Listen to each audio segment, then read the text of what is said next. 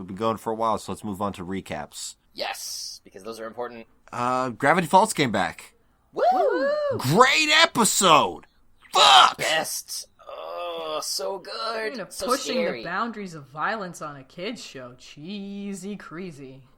Woo! Like, not even violence, just also just mortal terror. Well, I mean, it was the taxidermy heads spewing blood from their orifices. A man getting axed in the head, and, like, it's just there, and it's in his skeleton. Good lord, man. Yeah. People getting turned to wood.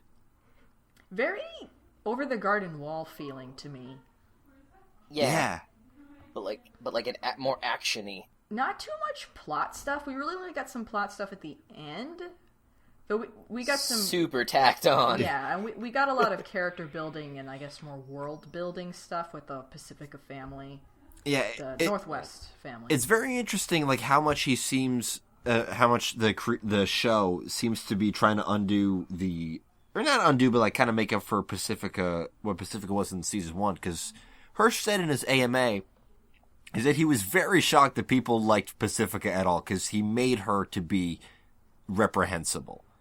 And in season 2, we've seen so far with this and in Gulf War that he's trying to make her more of a goddamn human. Yeah. And I think they're doing a pretty good job. Yep. Yeah, no, like that whole thing with like her parents like having a bell for her, that's super messed up. That's so creepy. I hated that. I got mad at that. Yeah. But like in a good way, kind of, where it was like that was super well done with how fucked up it was. I love the joke where it's like, Pacifica, it's sea foam green, not lake foam green. Or fucking ghost harassers on the Used to Be About History channel. Oh yes, God. Yeah, that joke. That was my favorite. I fucking guffawed at my computer, just like, buh! Called out. I'm looking at the ciphers right now. The first one is related to that. The one at the end credits is next up on UTBA-HC. Did aliens write the Constitution? Crawdads and tiaras and Florida, the show.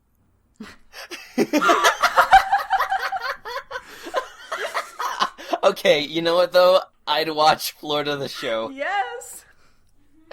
I would watch the shit out of that. Oh my God. And, okay. That's the only one I would watch. And, like, out of real reality shows. I kind of wish Mabel had more to do than just crush on boys. I'm getting a little, I don't know, tired of that, I guess. Because I know that's definitely a big part of who she is, but it seems like that's all she's been doing lately. I'd like to see her do something else.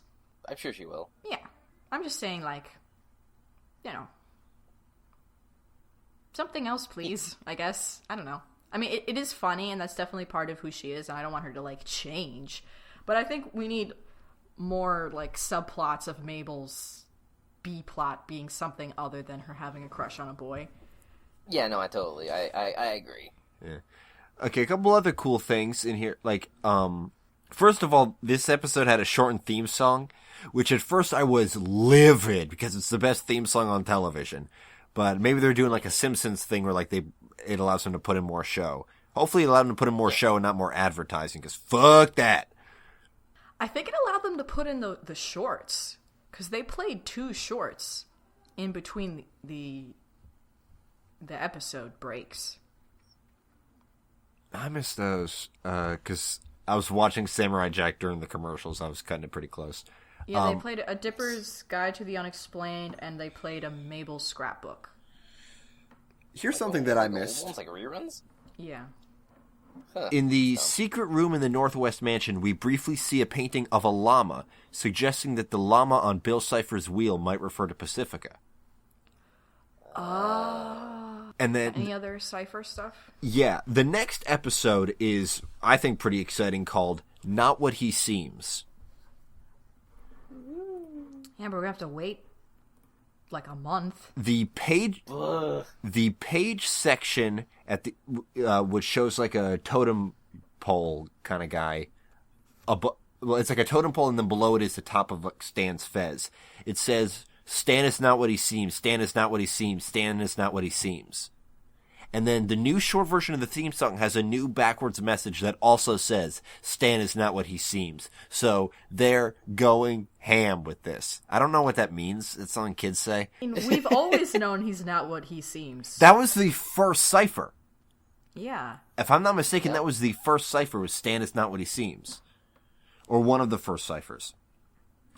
And, like, here's the thing. At the end, McGuckin came up and was like, the apocalypse is coming, bladey who? And Hirsch said in his AMA, which was done in between seasons 1 and 2, that he's not sure how many seasons he's going to get out of this. He's thinking 3 maximum. Maybe it's going to be 2. Yeah, I think he said 2 in a movie. 2 in a movie would be great. I think 3 in a movie would be great, but if that's the thing is that, like, he can't risk this show getting canceled before it's resolved. Otherwise, it's like a huge fart in the face to everybody, including himself and the rest of the crew. They want to tell this story. Yeah. So, I mean, if he's got to do a shorter show to make sure he can tell the whole story, that's better. Yeah, absolutely. I guess so. Otherwise, otherwise it'll be just like the show we just got done talking about. Yeah. Speaking of the crew, one of the storyboard artists on this was my girl, Emmy Ciceriga, who I think we've talked about before. Yeah. Along with 3 other people who are very talented, but I don't know who they are.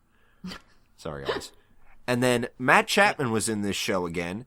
And again, I didn't recognize him until I read the cast list later. I'm 0 for like 6. Who was he?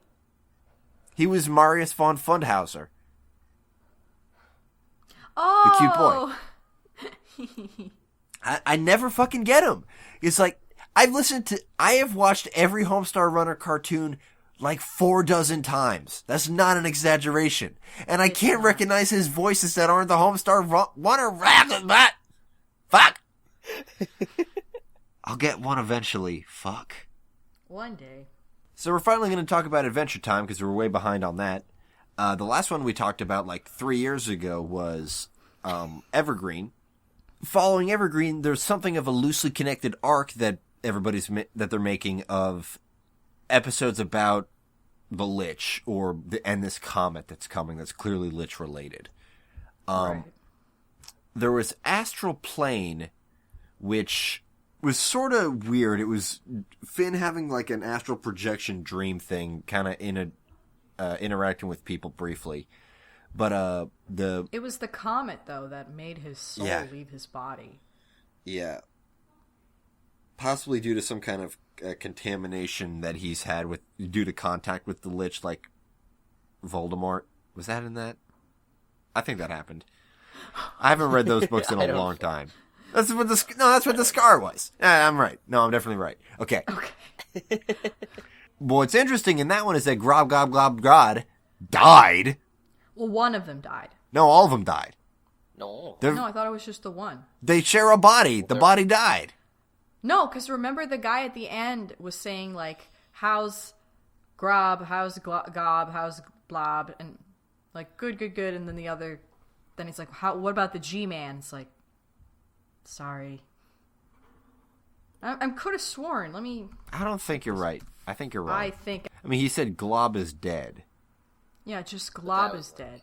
But, like... Well, I think that was just that was a goof, because Glob is the main one, and they wanted a way to say God is dead in a kid's show, which Alex Hirsch wasn't able to get away with, because he tweeted that Disney made him cut out a scene in some episode where Grunkle Stan says God is dead. Oh man, that's the most Grunkle Stan thing to say. No, because it was Glob who performed the attack, and the Starman says there was no sign of Glob, but he didn't mention Grob or Gob or Glob. Yeah, but like they're the same guy. Like they're all the same guy though. Like what happened to them? They all share a head. I don't know. Regardless, it doesn't hold any greater meaning for right now, I'm sure. Okay. Yeah, so there's this whack-ass comet that is coming early. It's all fucked up. And Finn has a lovely existential crisis about, like, what life is about and the meaning of life, and it's kind of fun. I don't know. In that kind of chill way that he has. Yeah, it's like, birth is the most beautiful creation of life. But then what's the point of living after birth? And, you know, the whole thing. It's almost like a baby cakes-ish soliloquy of nonsense. Yeah.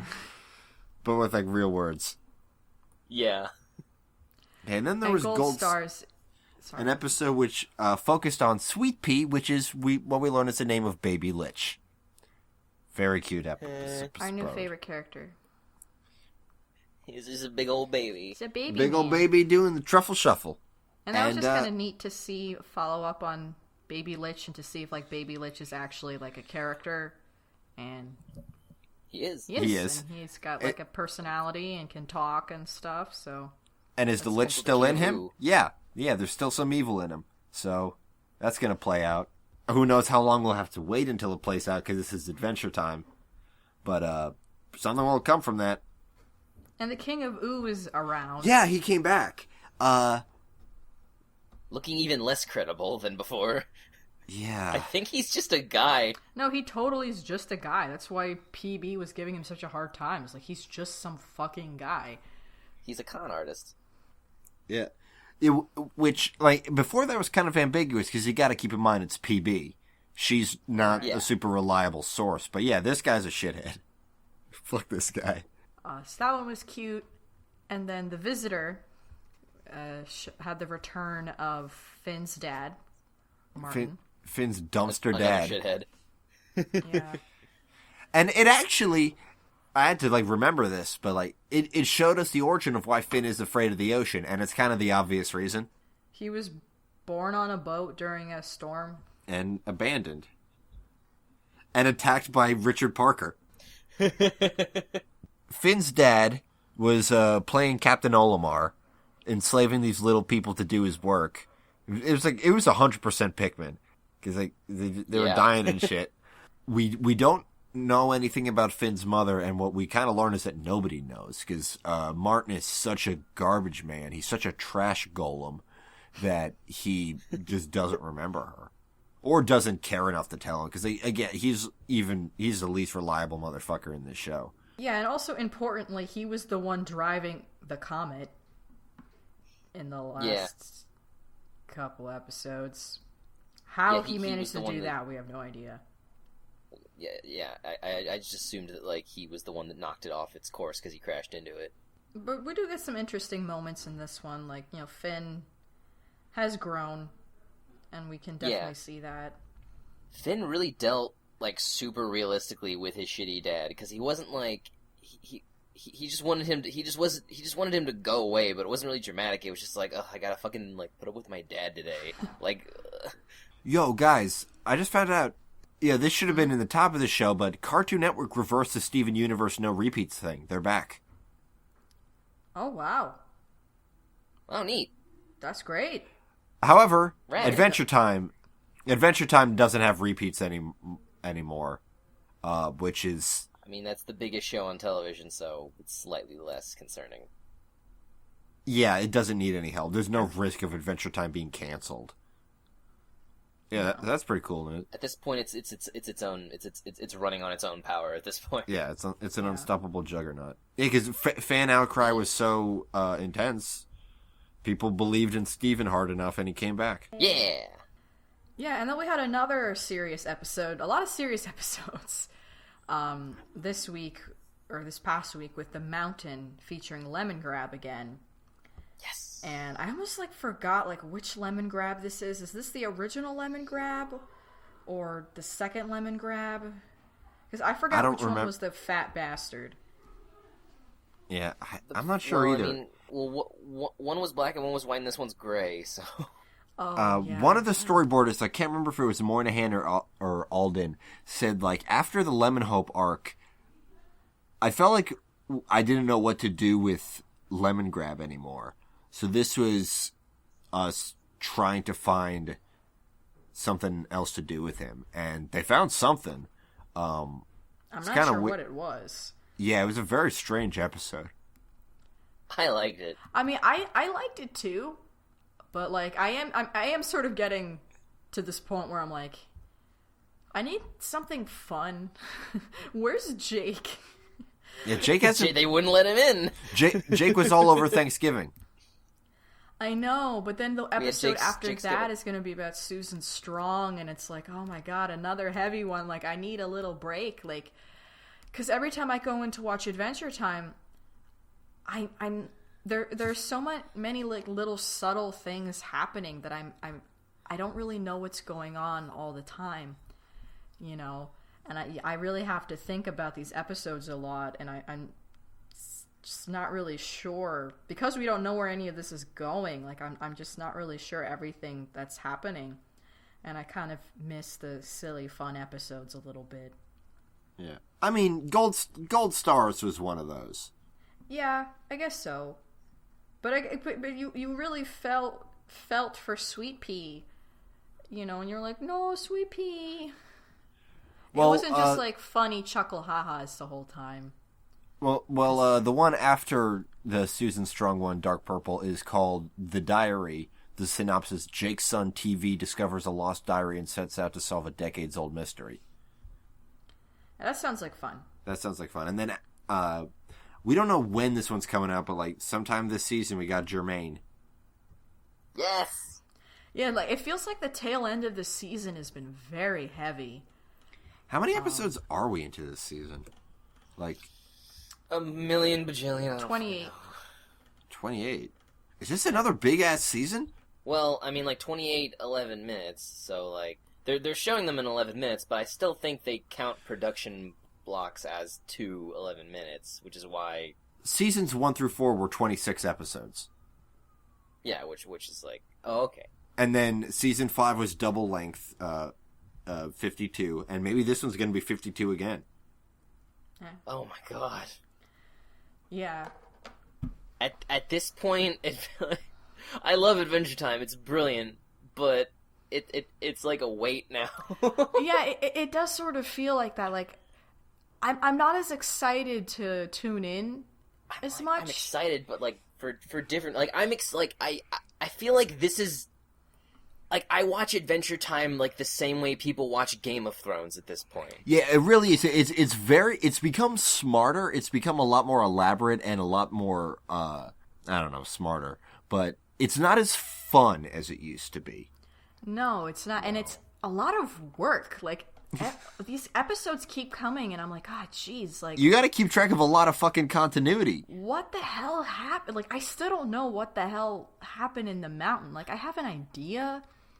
I mean, they were trying to compare Lemongrab to Finn, obviously, and whatever, but, like, there's still a lot of other things where I'm like, I don't know, and I'm like, I'm having a little trouble, because I know Moynihan, it's all significant, so, it's just like, I'm, having, like, an Utna crisis. I'm like, what?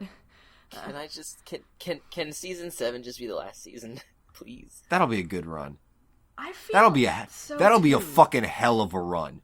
Yeah, definitely. Because it seems like they want to do a lot of plot stuff. They want to answer a lot of questions. Yeah, it feels like they're wrapping up, but Adventure Time takes 10 years to do anything, so even wrapping up is taking forever. Yeah, it definitely feels like we're on the falling action of the story. Yeah. Shit's gonna go down. It'll be interesting. And that's part of why I guess I like Steven Universe more now, because he can just jump in. Yeah, and Steven Universe, I do feel a lot more joy when I watch it. Even when things do get sort of heavy, there is this sort of lightness I feel like Steven is doing Adventure Time but better, where Adventure Time was started off mostly lighthearted, and now it's mostly emotional. I feel like Steven just hit us right off the bat with a balance of the two. Adventure Time was fun but inconsequential for most of 2 seasons. Yeah, and then it hit that balance, and now I think it's sort of phasing out of the balance and more into just being very heavy a lot, and very symbolic. Like, people always used to say, like, oh man, this show's not for kids, but like totally, a lot of it's super fun for kids. But now, like, these last few episodes, I'm like, I can't imagine having a lot of fun with this. And also, it's just so hard to jump in now.